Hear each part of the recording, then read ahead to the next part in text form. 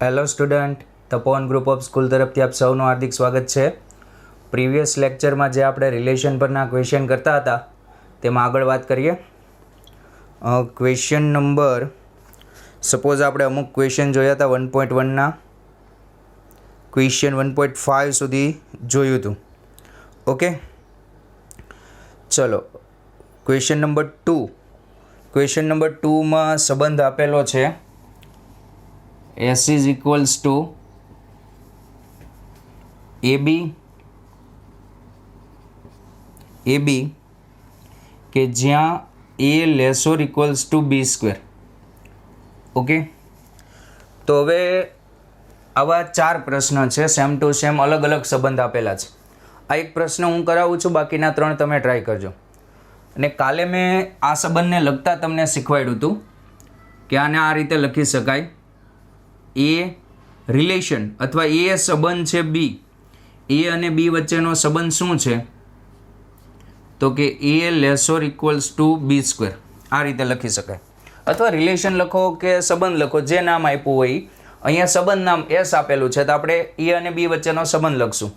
અથવા આમ પણ લખી શકાય કે a B belongs to R. Okay, અહીંયા તમે એમ પણ લખી શકો એ બી બિલોંગ્સ ટુ આર અને પછી આ સંબંધ લખી શકો. ચલો હવે ચર્ચા કરીએ. પહેલી વસ્તુ સ્વવાચકની ચર્ચા કરીએ. સ્વવાચક, તો સ્વવાચક માટે મેં તમને શું કીધું છે મિત્રો કે સ્વવાચક માટે બંને જગ્યાએ સરખું કરી દેવાનું. ઓકે, અને જો તમે જોડ લખી હોય એ બીની તો એ કરી દેવાનું. અહીંયા પણ બંને જગ્યાએ સરખું કરી દો તો અહીંયા થઈ જશે એ સંબંધ એ એટલે a less or equals to a square. હવે જુઓ તો આ સત્ય થાય કે અસત્ય? એ સ્ક્વેર હંમેશા મોટો હોય નહીં. 0 અને 1 વચ્ચેની સંખ્યા હોય ત્યારે એ સ્ક્વેર નાનો થઈ જશે. ખ્યાલ છે? એ બિલોંગ્સ ટુ 0 to 1. જો એની કિંમત 0 અને 1 વચ્ચે હોય, એક કિંમત માટે ખોટું એટલે બધા માટે ખોટું. 0 અને 1 વચ્ચેની સંખ્યા હોય ત્યારે a greater or equals to a square થાય. માટે આ જે છે તે અસત્ય છે, સ્વવાચક નથી. નેક્સ્ટ આપણે વાત કરીએ સંમિતની. સંમિતમાં શું કરવાનું? એ બી ધારી લેવાનું. ચલો એ બી ધારી લીધા a less or equals to B square. Okay, અને આપણે સાબિત કરવાનું બી એ સાબિત કરવાનું એટલે અહીંયા થઈ જશે b less or equals to a square. Okay, આવું સાબિત કરવાનું છે. પણ અહીંથી સાબિત શું થશે જુઓ, અથવા બી એ લખી દો. આના ઉપરથી તમે આવું સાબિત કરી શકો, આ a less or equals to B square છે. ઓકે, તો આના ઉપરથી એમ લખી શકો કે root A less or equals to b. અને તમારે સાબિત કરવાનું હતું b less or equals to a square. Okay, તો આ જે વસ્તુ છે તે એ અને બી વચ્ચેનો સંબંધ નથી. ઓકે, અને આ વસ્તુને તમે જો આ રીતે લખી શકો, એ બી બિલોંગ્સ ટુ એસ,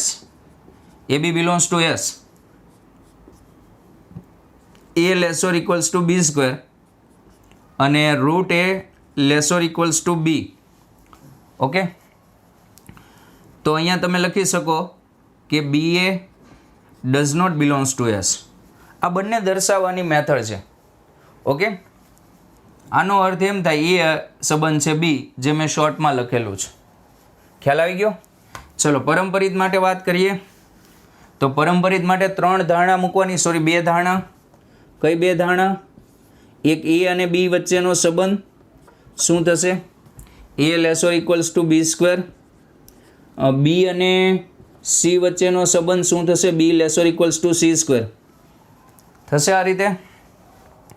ચલો હવે આપણે એ અને સી વચ્ચેનો સંબંધ પ્રૂવ કરવાનો.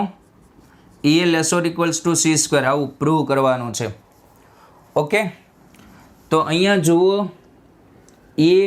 અહીંથી હું છે ને બીની કિંમત મૂકી દઉં.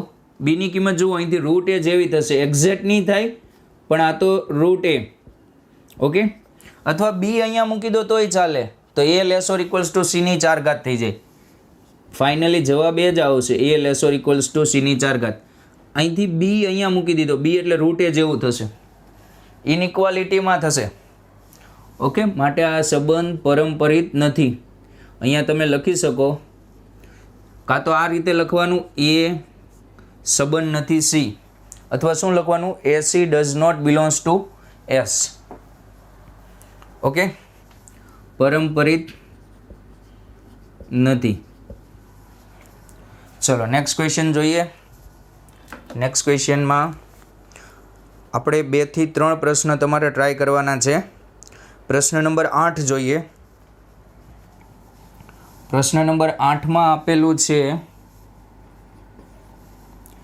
a is equals to 1 2 3 4 5.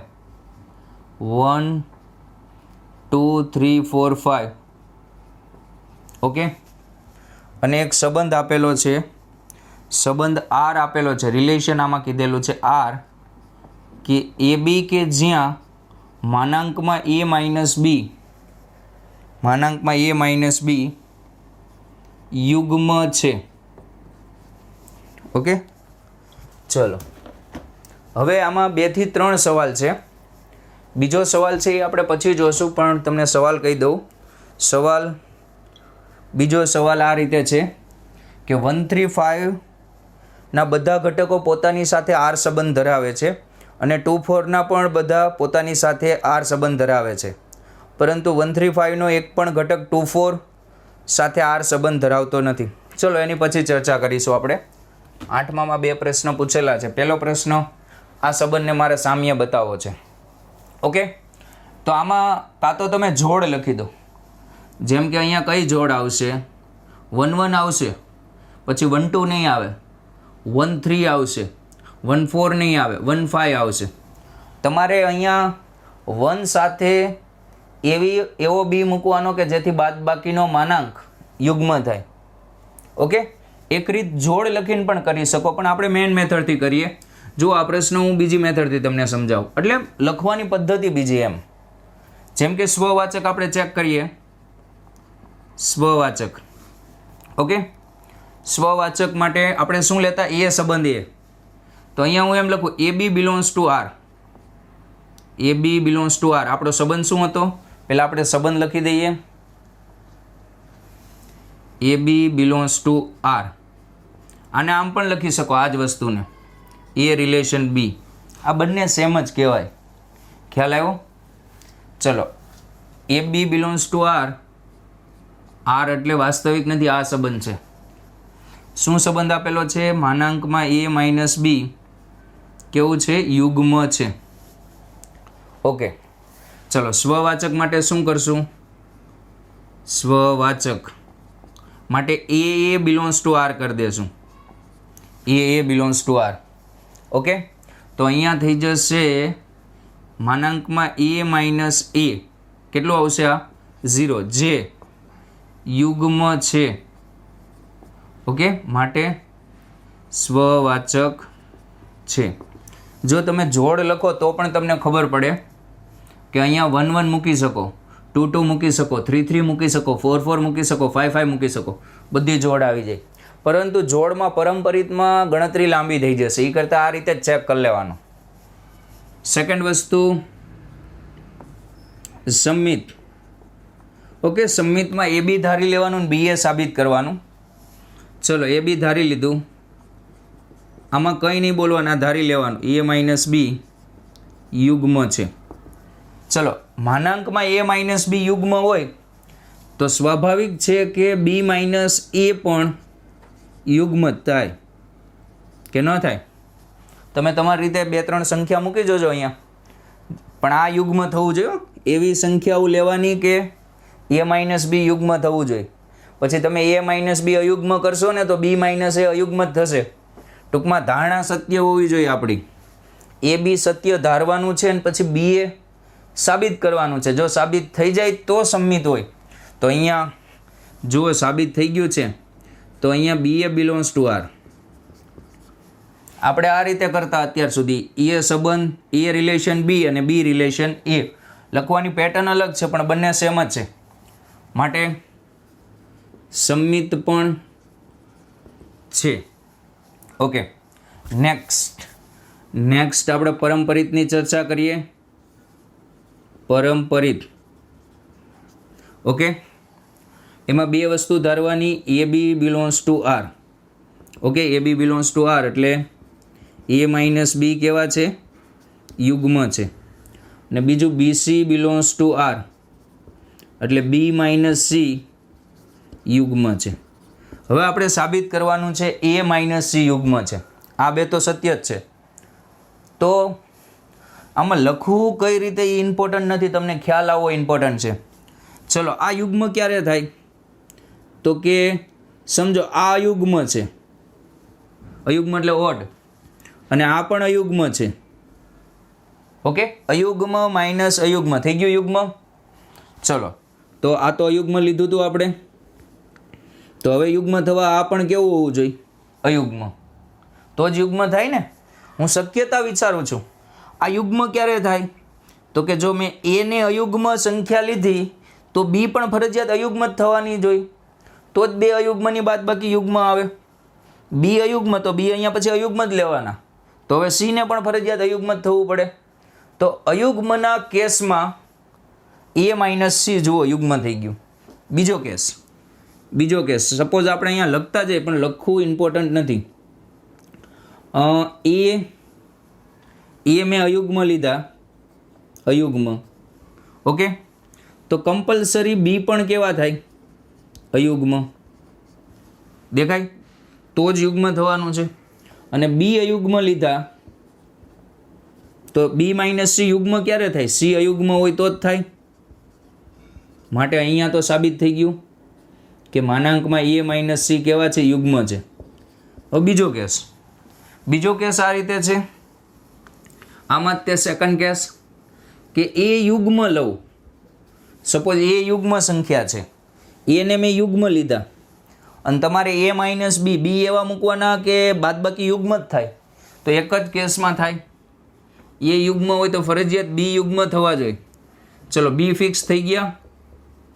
B fix તો સી પણ ફિક્સ થઈ જશે, સી પણ યુગ્મ જ થવા જોઈએ. માટે એ માઇનસ સી યુગ્મ છે. ચલો, બંને કેસમાં સાબિત થઈ ગયું. માટે તમે એમ કહી શકો એ બી ધાર્યા હતા, બીસી ધાર્યા હતા, એ બી બિલોન્ગ્સ ટુ આર અને બીસી બિલોન્ગ્સ ટુ આર હોય તો એસી બિલોન્ગ્સ ટુ આર સાબિત થાય છે, અથવા એ રિલેશન સી સાબિત થાય છે. માટે પરંપરિત છે. હવે જે સવાલ પૂછ્યા છે એ 1 by 1 જોતા જઈએ આ જ ક્વેશ્ચનમાં. એક સવાલ એ રીતે પૂછેલો છે, 135 નો દરેક ઘટક પોતાની સાથે આર સંબંધ ધરાવે છે. અચ્છા, ચલો આમાં જોડ કેટલી બને આપણે જોઈ લઈ અને પછી જોઈએ આર સંબંધ થાય છે કે નહીં. તો જોડ આ રીતે બનશે. એક તો 1 1 1 3, પછી 1 5 3 3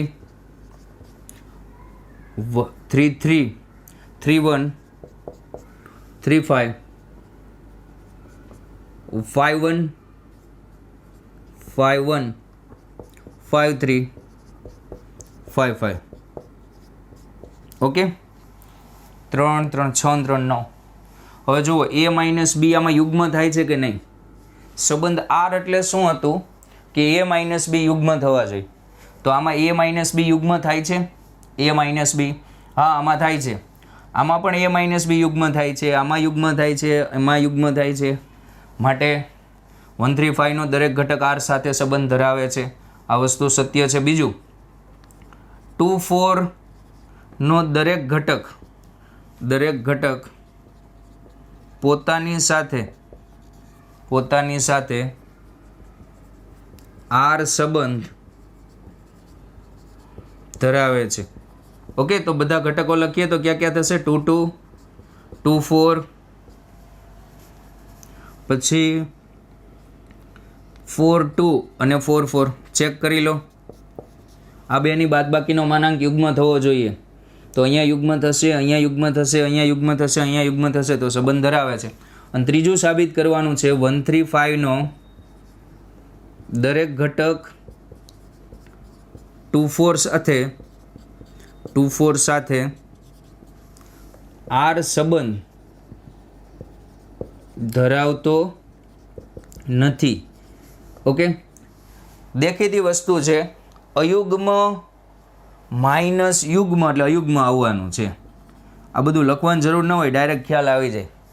ઓકે, તો અહીંયા થઈ જશે 1 2, પછી 1 4, 3 4, 3 2, 5,2, પછી 5,4. ઓકે, ચેક કરી લો. એકય ઘટક આર સંબંધ નહીં બને. આ અયુગ્મ થશે બાદબાકી, દરેક બાદબાકી અયુગ્મ થશે. આ 3 વસ્તુ સાબિત કરવાનું હતું. કોપી.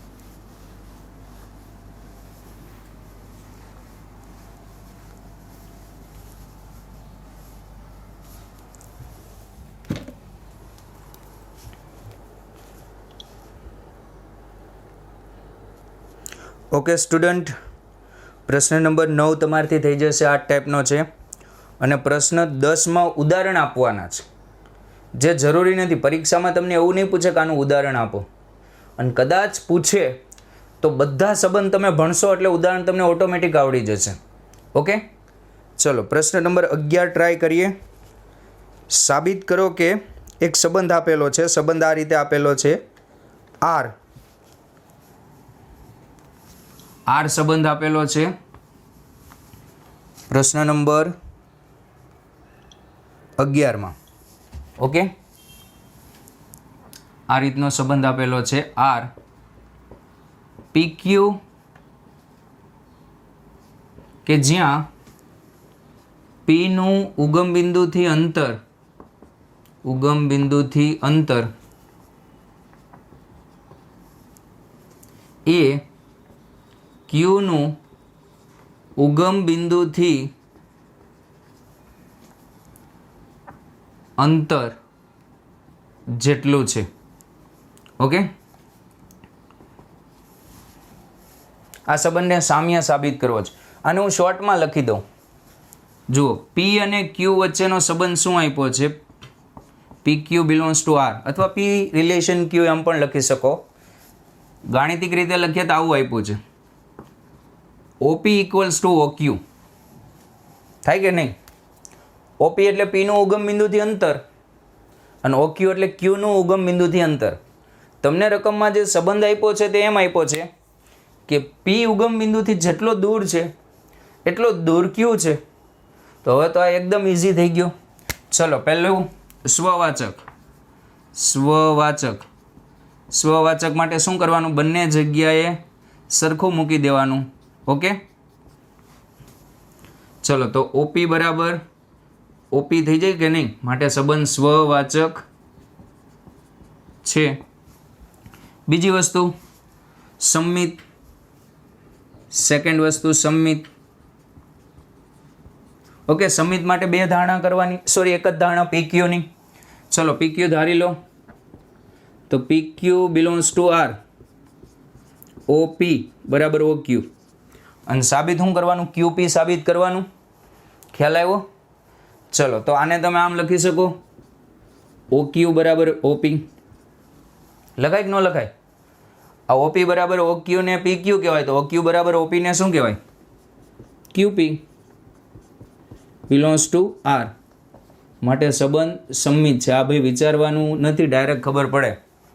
P નું ઉગમ બિંદુથી અંતર Q ના ઉગમ બિંદુથી અંતર જેટલું છે, ઉલટું બોલવાનું છે. તો Q નું ઉગમ બિંદુથી જેટલું અંતર હોય એટલું જ P નું અંતર થવાનું છે. ચલો, પછી થર્ડ પરંપરિત ઓકે, તો એમાં આવશે પહેલું પી ક્યુ ધારી લઈએ. P Q belongs to R એટલે OP is equals to O Q. બીજું ક્યુ એસ ધારી લઈએ, ક્યુ એસ, આર અહીંયા છે એટલે, તો O Q equals to O S. તો હવે અહીંયા ઓ ક્યુની જગ્યાએ ઓપી મૂકી શકો, OP is equals to O S. તો આ શું સાબિત થઈ ગયું? P S belongs to R એવું સાબિત થઈ ગયું. દેખાય, પીનું ઉગમ બિંદુથી અંતર એસના ઉગમ બિંદુ અંતર જેટલું છે. માટે આપેલ સંબંધ કેવો છે? પરંપરિત છે. ઓકે, અને આમાં નેક્સ્ટ વસ્તુ એ પૂછેલી છે તમને આ પ્રશ્નમાં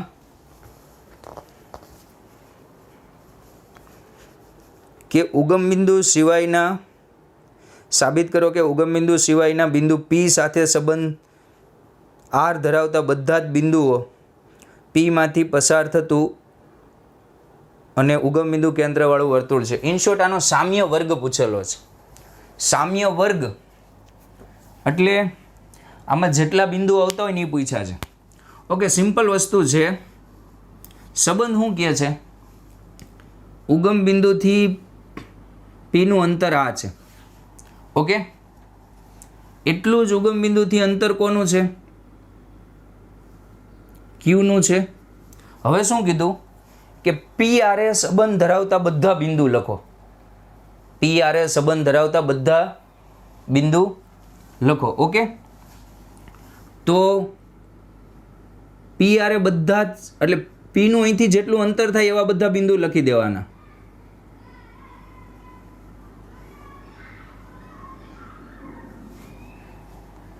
આર સંબંધ એટલે શું?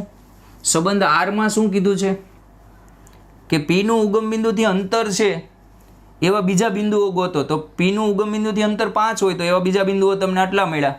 તો આ વસ્તુ શું દર્શાવે છે? ઉગમ બિંદુ કેન્દ્રવાળું વર્તુળ દર્શાવે છે. ઓકે, ક્વેશ્ચન વ્યવસ્થિત વાંચજો. મેં અહીંયા ક્વેશ્ચન નથી લખેલો એટલે ખ્યાલ આવી જશે. ચલો નેક્સ્ટ ક્વેશ્ચન. આ ઉગમ બિંદુ કેન્દ્રવાળું અંતર વર્તુળ થશે.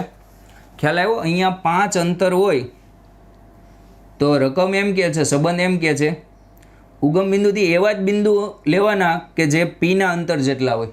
તો સ્વાભાવિક છે એ શું બનવાનું છે? વર્તુળ જ બનવાનું છે. ચલો નેક્સ્ટ ક્વેશ્ચનમાં આપેલું છે કંઈક આ રીતે. ક્વેશ્ચન નંબર 12માં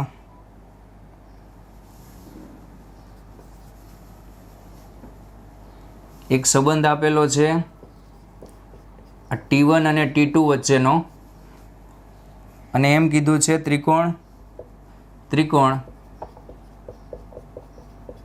T1 અને T2 સમરૂપ ત્રિકોણો છે. સમરૂપ ત્રિકોણો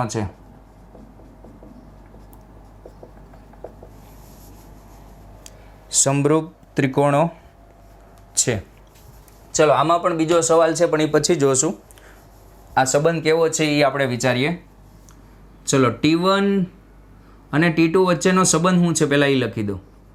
T1 અને T2 વચ્ચેનો સંબંધ. તો T1 અને T2 વચ્ચેનો સંબંધ એમ છે કે T1 અને T2 કેવા ત્રિકોણો છે? સમરૂપ. ઓકે, ચલો સ્વવાચક માટે શરૂઆત કરીએ. સ્વવાચક માટે બંને જગ્યાએ સરખા કરી દો. T1. ઓકે, તો દરેક ત્રિકોણ T1 એક પોતે ત્રિકોણ છે અને T2 એક પોતે ત્રિકોણ છે. ઓકે, અહીંયા P અને Q શું હતા? P બિંદુ હતું ને Q પણ બિંદુ હતું. અહીંયા આપણે બે ત્રિકોણ વચ્ચેનો સંબંધ ચેક કરવાનો છે. તો દરેક ત્રિકોણ પોતાને તો સમરૂપ જ હોય. ઓકે, માટે સ્વવાચક છે. નેક્સ્ટ સંમિત. ઓકે, સંમિતમાં આપણે શું કરશું? આ ધારી લેશું T1 T2 belongs to R. Okay, તો T1 અને T2 સમરૂપ છે. આ ધાર લેવાનું. હવે આના ઉપરથી મારે એવું સાબિત કરવાનું T2 અને T1 સમરૂપ છે. જો T1 એ T2 ને સમરૂપ હોય તો ઓટોમેટિકલી T2 એ T1 ને સમરૂપ જ થાય. માટે આ સાબિત થઈ ગયું T2 T1 પણ સમરૂપ જ થશે. ઓકે, માટે આ સંબંધ સમમિત છે. ચલો નેક્સ્ટ,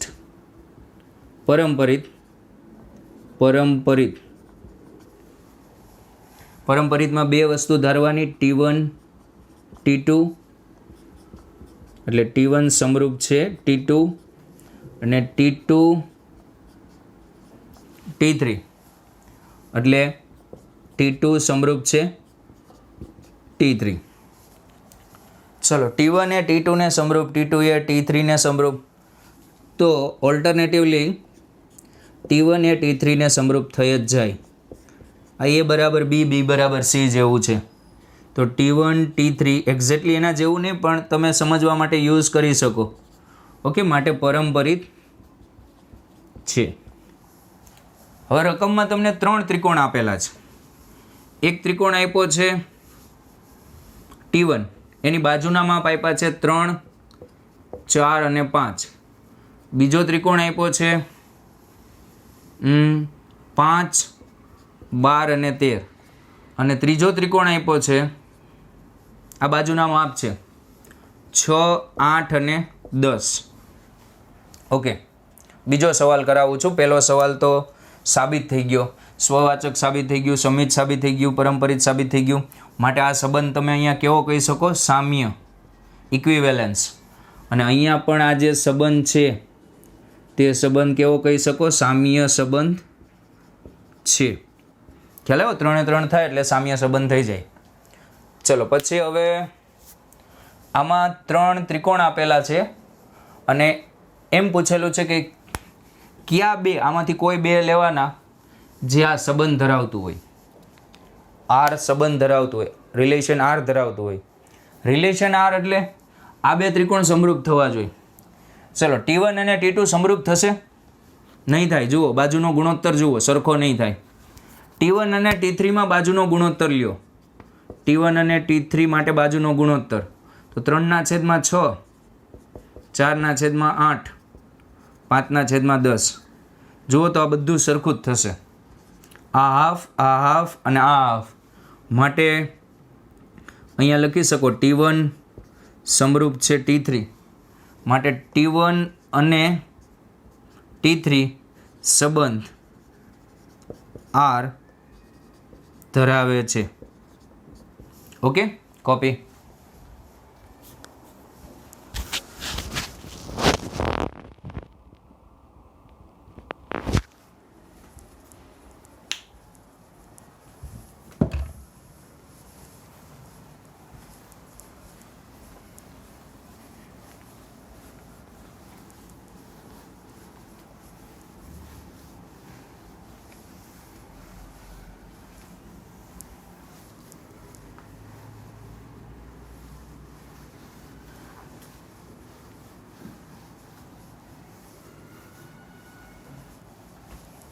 ઓકે, નેક્સ્ટ ક્વેશ્ચન જોઈએ.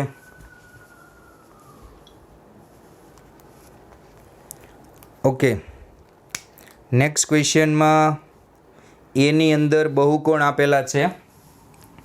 ક્વેશ્ચન નંબર 13માં એની અંદર બધા બહુકોણ આપેલા છે. ઓકે, અને સંબંધ આપેલો છે આર કંઈક આ રીતે P1 P2. તો P1 અને P2 ની બાજુની સંખ્યા સમાન છે. P1 અને P2 ની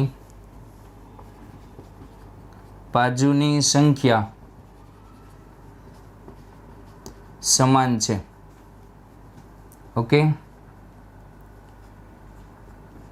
અને આ જે સંબંધ છે એ સામ્ય સંબંધ છે એવું સાબિત કરવાનું છે. ઓકે, અને બીજો સવાલ છે એ આપણે પછી જોઈએ. ચલો, બાજુની સંખ્યા સમાન છે તો આને શોર્ટમાં લખી દઈએ. તો P1 અને P2 એક બહુકોણ છે. બહુકોણ એટલે ચોરસ હોઈ શકે, ત્રિકોણ હોઈ શકે. ઓકે, તો P1 અને P2 બિલોંગ્સ ટુ R. તો આપણે આમ લખી દઈએ, P1 ની બાજુની સંખ્યા ઇક્વલ્સ ટુ P2ની બાજુની સંખ્યા. ઓકે, શોર્ટમાં લખી દીધું. ચલો હવે સ્વવાચક માટે પહેલી વસ્તુ, સ્વવાચક માટે બે જગ્યાએ સરખું સરખું લખી દો. P1 તો P1ની બાજુની સંખ્યા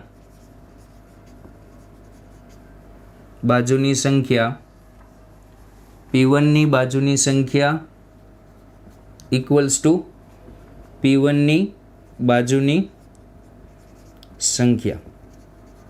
ઓકે, સત્ય કે અસત્ય? P1 એક બહુકોણ છે. બહુકોણ એટલે સમજી લો કે અહીંયા 3 બાજુ હોય તો અહીંયા 3 જ થાય.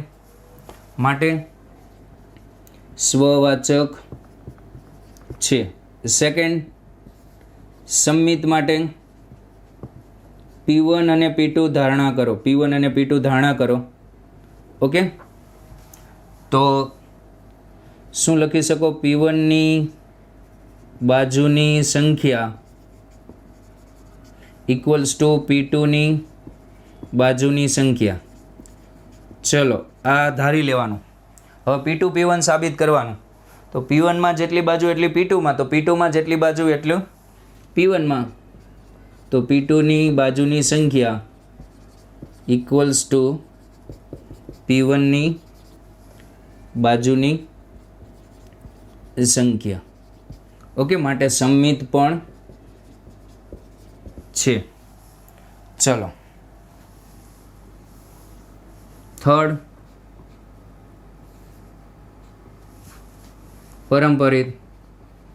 પરંપરિત. ઓકે, તો P1 P2 belongs to R એટલે P1ની બાજુની સંખ્યા ઇક્વલ્સ ટુ P2ની બાજુની સંખ્યા. પરંપરિતમાં બે વસ્તુ ધારવાની, P1 P2, P2 P3, P2 P3. Okay, તો P2ની બાજુની સંખ્યા ઇક્વલ્સ ટુ P3ની બાજુની સંખ્યા. ચલો હવે અહીંયા P2ની બાજુની સંખ્યા કોના જેટલી છે? P1ની બાજુની સંખ્યા જેટલી. તો અહીંયા તમે લખી શકો P1ની બાજુની સંખ્યા ઇક્વલ્સ ટુ P3ની બાજુની સંખ્યા. ચલો, માટે સાબિત થઈ ગયું P1 P3 belongs to R. Okay, માટે આ સંબંધ પરંપરિત છે. માટે આ સંબંધ કેવો સંબંધ છે? સામ્ય સંબંધ છે. ઓકે, આમાં બીજો પ્રશ્ન પૂછેલો છે 13માં કે 3, 4, 5 લંબાઈની બાજુવાળા કાટકોણ ત્રિકોણ. બીજો પ્રશ્ન આમાં 3, 4, 5. ચલો, શું કહેવા માગું છું એ સમજજો. આને સમાવતો સામ્ય વર્ગ, મારી ભાષામાં કહું તો, અથવા બીજી રીતે કહું તો, આને અનુરૂપ અને આ સંબંધને અનુરૂપ બીજા કેટલા એવા ત્રિકોણ મળે? રકમમાં શું કીધું છે? હું આને સમજો P1 કહી દઉં. આને હું શું કહી દઉં? P1. આને અનુરૂપ આ સંબંધ ધરાવતું શું મળે? શું મળે? તો P1 એટલે આ છે. તમારે P2 ગોતવાનો છે એમ સમજી લો. તો P1માં કેટલી બાજુ છે? 3. બીજું ભૂલી જાઓ, આમાં બીજી ચર્ચા જ નથી કરી. તો P2માં શું આવે? 3 બાજુ ધરાવતા તમામ ત્રિકોણો. મગજમાં બેઠું. આના આગળના ક્વેશ્ચનમાં પણ જુઓ, આ ઉગમ બિંદુથી અંતરવાળામાં પણ એક આ આપ્યું હતું, OP આપ્યું હતું. રેડી? તો બાકીનું આટલું અંતર થાય એ શું મળે? તો કે આ બધું મળે એટલે વર્તુળ મળ્યું હતું. અને અહીંયા શું છે? અહીંયા તમને આ આપ્યું છે, આ એટલે શું આપ્યું છે? 3 બાજુવાળો બહુકોણ આપ્યો છે. પછી કાટકોણ છે એ તમારે નથી જોવાનું. તો આને અનુરૂપ બીજું શું મળે? તો આને અનુરૂપ બીજા 3 બાજુવાળા ઘણા બધા બહુકોણ મળે. કારણ કે રકમમાં શું કીધું છે? P1 અને P2ની બાજુની સંખ્યા સમાન છે. એક આપી દઈએ અને એને અનુરૂપ બીજું બોલવાનું. તો આને આપણે P1 કહી દીધું. P1માં કેટલી બાજુ હતી? 3. તો P2માં પણ 3 બાજુવાળા જેટલા હોય બધા આવે. તો P2માં શું આવશે? 3 બાજુ ધરાવતા તમામ ત્રિકોણો. તમને P2 પૂછ્યું હતું. ઓકે. પછી ધારો કે અહીંયા આપણે જોયું P1 અને P2 ત્રિકોણ હતા. એવી રીતે તમને રેખા પણ આપે. ધારો કે 2 રેખા સમાંતર છે, એટલે L1 સમાંતર L2. આ સંબંધ ચેક કરીએ, સ્વવાચક કહેવાય કે નહીં? ચલો, સ્વવાચક કહેવાય. સ્વવાચક માટે શું કરી નાખવાનું? 2 જગ્યાએ સરખું. ઓકે. પછી સમમિત માટે L1 એ L2 ને સમાંતર હોય, L1 એ L2 ને સમાંતર હોય તો ઓટોમેટિકલી L2 એ L1 ને સમાંતર થઈ જ જાય, તો સમમિત પણ કહેવાય. ચલો, પરંપરિત માટે 2 ધારવાનું. L1 એ L2 ને સમાંતર, L2 એ L3 ને સમાંતર. તો L1 એ L3 ને સમાંતર થાય કે ન થાય? થાય જ તે. માટે આ સમાંતરનો સંબંધ પણ સામ્ય છે. સામ્ય થાય પછી સામ્ય વર્ગ પૂછે. ખબર પડી સંબંધ શું હતો? કે 2 રેખા કેવી હતી? સમાંતર. તો સ્વવાચક માટે 2 સરખી કરી દીધી. પછી સમમિત માટે L1 એ L2 ને સમાંતર હતી તો ઓટોમેટિકલી L2 એ L1 ને થઈ જાય. પરંપરિત માટે L1 એ L2 ને સમાંતર, L2 એ L3 ને સમાંતર, તો L1 એ L3 ને સમાંતર થઈ જાય. હવે સમજો કે તમને આમાં આનો સામ્ય વર્ગ પૂછે. સામ્ય વર્ગ એટલે સમાંતર, સોરી, y બરાબર 2x + 4. તો ચલો, આ રેખા છે. ઓકે, આ રેખા મેં દોરી દીધી. ભલે એક્ઝેક્ટલી આમ નહીં આવે પણ મેં સ્થૂળ આકૃતિ દોરી છે. તો આ રેખાનો ઢાળ કેટલો? 2. તો આ બધી રેખાનો ઢાળ કેટલો થાય? આ બધી રેખાનો ઢાળ કેટલો થાય? 2 જ થાય. પણ આ બધી રેખાનું કોમન નામ શું થાય ખબર તમને? ઢાળ 2. ખાલી બદલે કયું પદ? અચળ પદ. એટલે y બરાબર 2x + c. ખ્યાલ આવ્યો? આને સમાંતર બધી રેખા લખો એમ પૂછે છે, બીજું કંઈ નથી પૂછતા. તો આને સમાંતર બધી રેખા કઈ થાય? y બરાબર 2x + c. ઓકે. અને એક બીજી વસ્તુ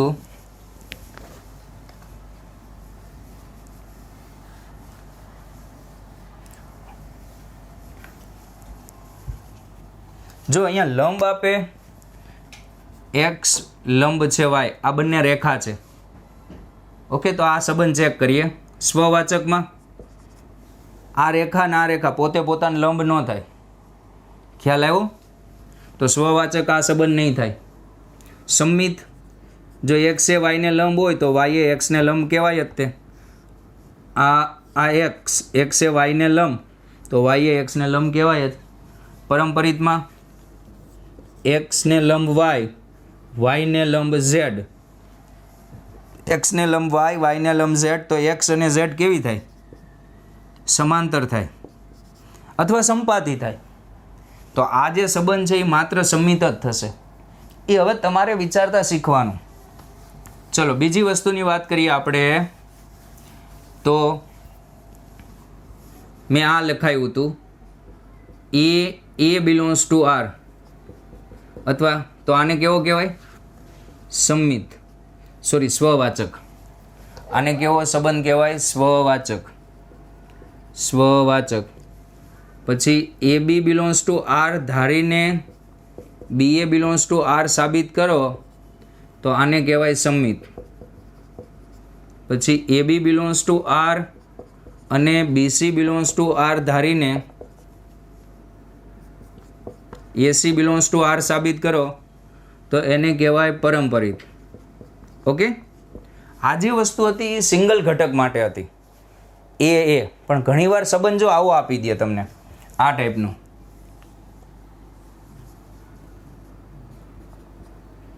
AB સંબંધ CD, A/C = B/D. ઓકે. આ જુઓ, પેરમાં સંબંધ આપ્યો. અત્યાર સુધી A અને B વચ્ચેનો આપતા. હવે ટૂંકમાં આરનો સંબંધ આપતા. હવે આર ક્રોસ આરનો આપ્યો, જુઓ દેખાય છે, બિંદુનો સંબંધ આપ્યો એમ પણ કહી શકો. તો આવા સંબંધમાં સ્વવાચક માટે શું કરવાનું ખબર? આ ટાઈપના સંબંધમાં સ્વવાચક માટે આ બે ઘટક નથી, એક જ છે એમ વિચારો. ઓકે, તો સ્વવાચકમાં બે બાજુ સરખું કરી દેવાનું. ઓકે, સ્વવાચકમાં બે બાજુ શું કરી દેવાનું? સરખું. ખ્યાલ આવ્યો? સંમિતમાં આ ધારી લેવાનું, એ બી અને સીડીનો સંબંધ ધારી લેવાનો અને કોનો સાબિત કરવાનો? સીડી અને એ બીનો. પરંપરિતમાં એ બી અને સીડીનો ધારવાનો અને સીડી અને હજી કોઈ એક પેર ડીનો ધારવાનો અને સાબિત કોનો કરવાનો? એ બી અને કોની રિલેશન સાબિત કરવાની? ડીની. ખ્યાલ આવ્યો? આને બે વસ્તુ વિચારોમાં, આને વિચારો પી અને આને વિચારો ક્યુ. આ પી રિલેશન ક્યુ એટલે તમને સમજાઈ જશે. ઓકે, ચલો આ રિલેશન ચેક કરજો. આ તમારા માટે રાખું છું. આ કોપી કરો અને આ ચેક કરો. ઓકે, આ સંબંધ કેવો છે? આ સંબંધ તમને આપી દીધો છે. કોપી.